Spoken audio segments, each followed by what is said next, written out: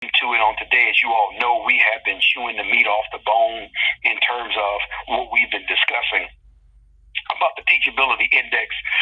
Just a great training feature that I wanted to share with all of you all, and it's something that I thought that was just real important, because this is major, and it is how can I say it, massive for your growth as an entrepreneur, really as a person as well. Because this should be able to be used in every area of your life. I'm talking about ministry. I'm talking about on your job. I'm talking about in business.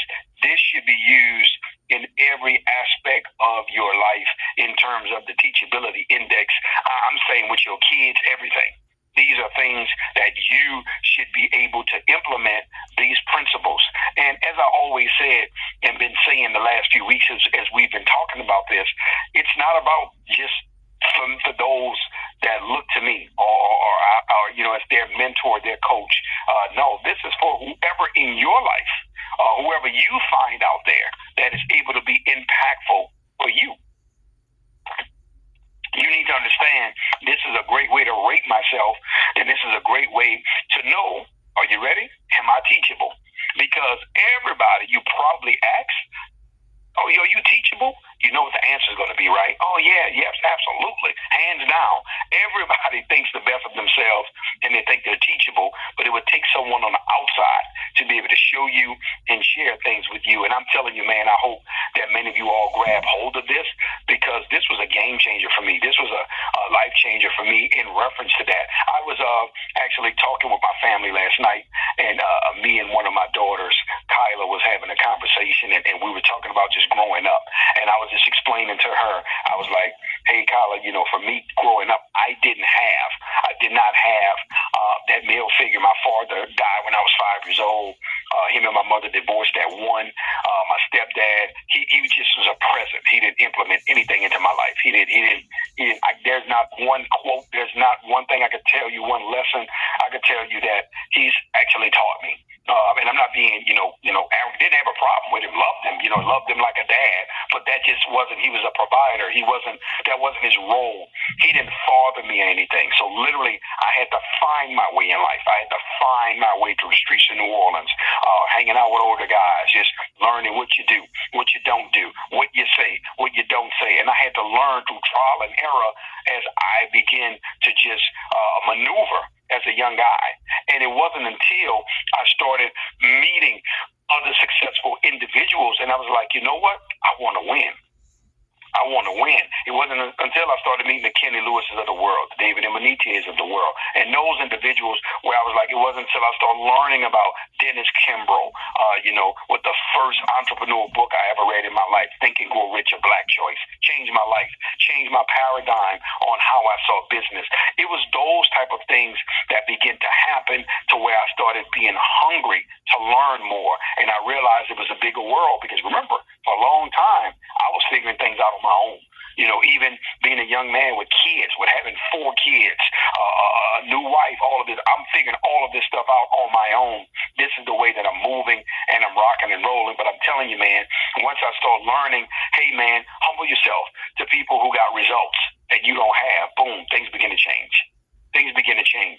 And it really started, being honest with you, it really started with Dr. Kenny Lewis Sr. That was the very first mentor I ever had in my life, in my entire life, being able to be mentored by that gentleman. And that began, 2007, 2008 is when I met Dr. Lewis. And that's when things began to change, because I had somebody that was able to teach me things from their success. I was able to go out and produce to get his attention, because I remember his office he used to have in Chicago. And y'all heard me talk about this before. His office that he had in Chicago, we used to call it headquarters. Where you literally come in there, it's the think tank. But here's the deal: you couldn't just get in his office.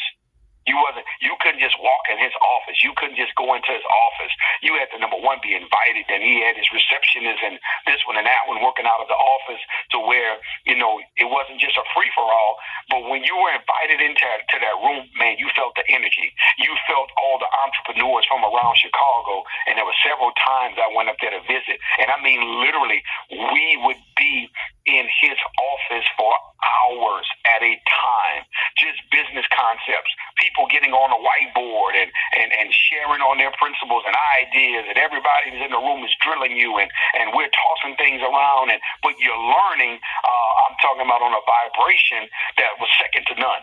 And I mean, I really, really enjoyed that. I believe, if I'm not mistaken, I believe Donnie and Glenda Howard had a chance to come up there with me before and meet this gentleman and be up there.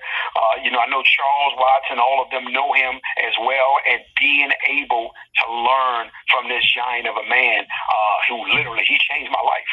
He was the first one in business to change my life to where I begin to head on an upward trajectory in life in terms of learning, because watch this, I was teachable.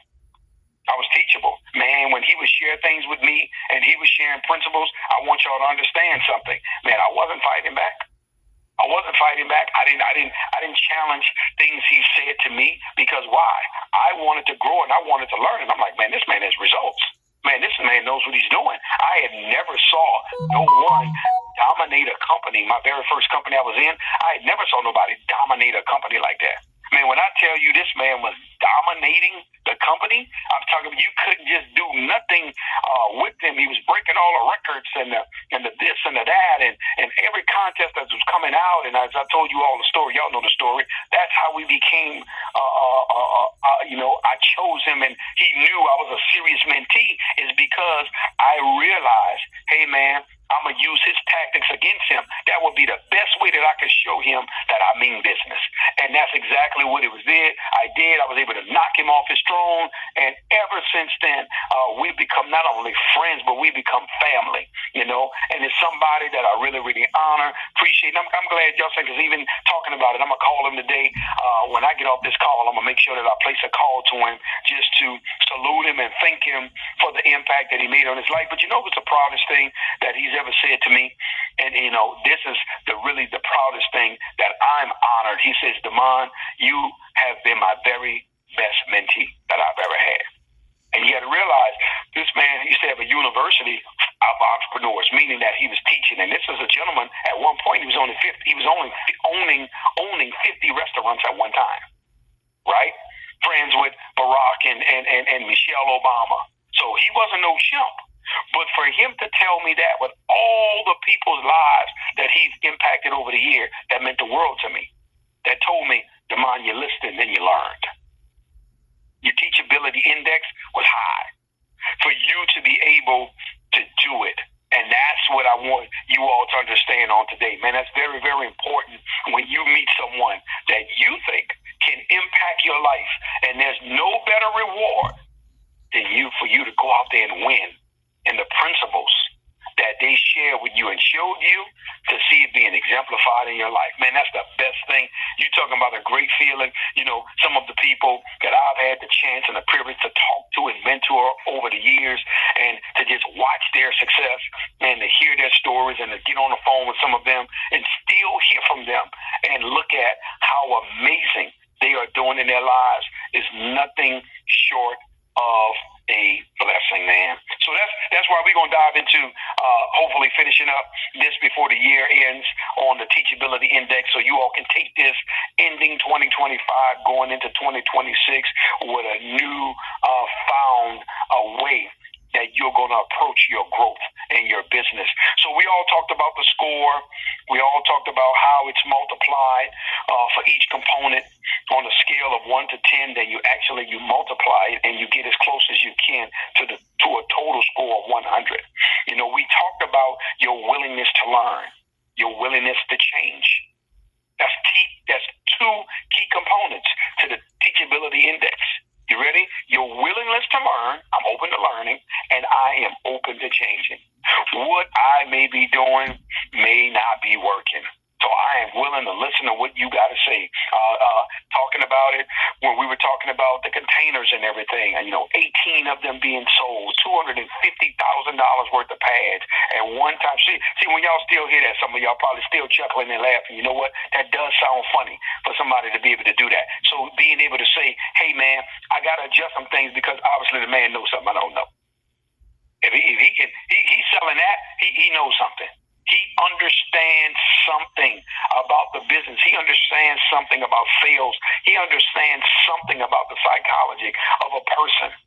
He understands, and keep in mind, this didn't get read through no book. Oh, let me teach it to y'all. No, this is 31 years of entrepreneurship, of learning how to get through the doors, learning how. I'm going to tell you, the number one attribute I can tell you that's going to open the most doors for you, you ready for this? It's not going to be your work ethic. It's not going to be that. It's not going to be your affirmations. It's going to be your personality. If I can tell you one thing to help you grow that's going to open the doors for you, if you can take in 2026, is work on your personality. A pleasing personality is the number one attribute to me to sales. And converting someone to seeing your vision is a pleasing personality. You get a lot of people that begin to have success. Guess what happens? They get arrogant. They know it all, and that the customer feels that you fussing and going back and forth with them, and I'm smarter than you. I know. We know. Listen, we know you know. But you don't have to make them feel bad. You don't have to belittle them. Right? You're going to get the disgruntled customers that think they know, but there's a great way to have a conversation with them and have fun and enjoy them in their conversations, right? Because you know they don't know. They just don't know it. And then you'll get a chance to show them and prove to them over time as you're talking to them and as you're sharing with them. And this is the great thing that I've learned about sales, having that pleasing personality, coming through the door. Yes, sir. Yes, ma'am. There's so many people, a lot of times, they'll be talking to me. You got some people that come to the office. I'm talking about that don't know. They'll come in the office. They'll be talking to me. Have no, oh, you're the CEO. Oh, you didn't know why? Because I don't have to lead with that. I don't have to be at a vending event, and I don't have to lead with that to sell you the product, to tell you that. No, I'm understanding what the superstar is. The superstar is the product, right? And my biggest goal is to get it in your hands. But the thing that I'm saying to you is I learned these type of things. I learned having a pleasing personality, and people want to do business with you.